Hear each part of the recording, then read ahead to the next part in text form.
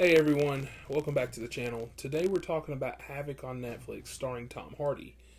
I just finished it and honestly, it's kind of exactly what you probably expect. It's a dumb, fun action movie that delivers big time when it comes to the chaos and brutality.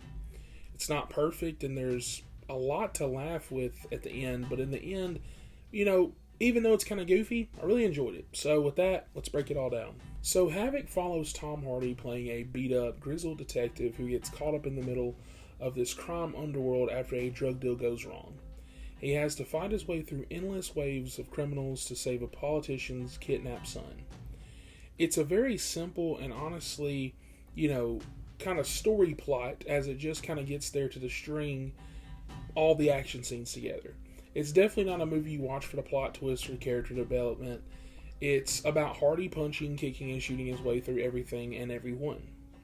Now, the real highlight for me is where the movie actually shines, and that is the action in question. The fight scenes are brutal, they're really gritty, and almost exhausting in a good way.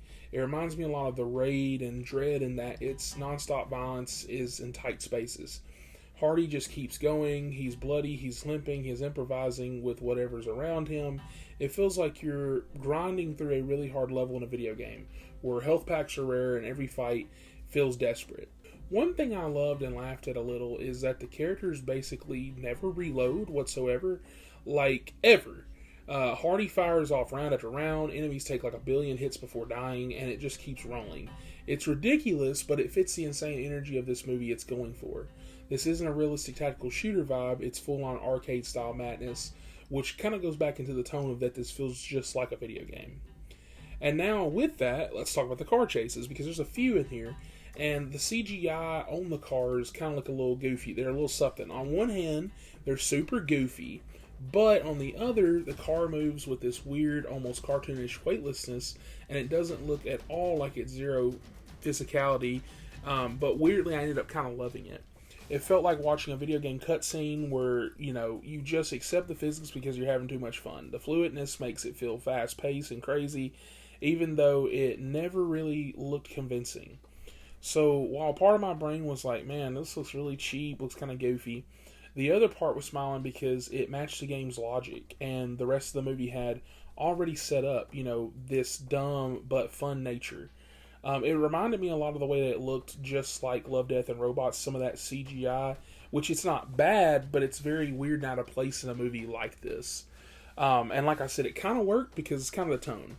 And so if there's one really weak point, though, it's definitely the story and the characters. Beyond Tom Hardy just existing as a force of nature, there's not much character development. You're not emotionally invested in anyone, there are no real stakes, you feel deep down it's just survive and move forward, while the story is almost so thin that it's see-through. But honestly, given the goal of this movie to give you the wall-to-wall action, I kind of forgive it. It's not pretending to be a deep crime thriller. It knows what it is and it leans hard into it. The tone of Havoc is very grimy but also surprisingly playful. You can tell Gareth Evans, the director, has a real love for these kind of gritty, knockdown, drag-out scenes and sequences in his action. Even when it gets absurd, and it does, the movie never feels like it winked at the audience, and it plays the insanity straight, which makes it even more entertaining because it looked pretty good and it wasn't really heavily CGI'd. There's a lot of grimy, wet streets, broken down buildings, and dark alleyways, and it feels gross in the right way for a movie like this. And I also love the little touch of that it takes place on Christmas. I love an action movie that takes place on Christmas. And so with that, overall, I loved Havoc.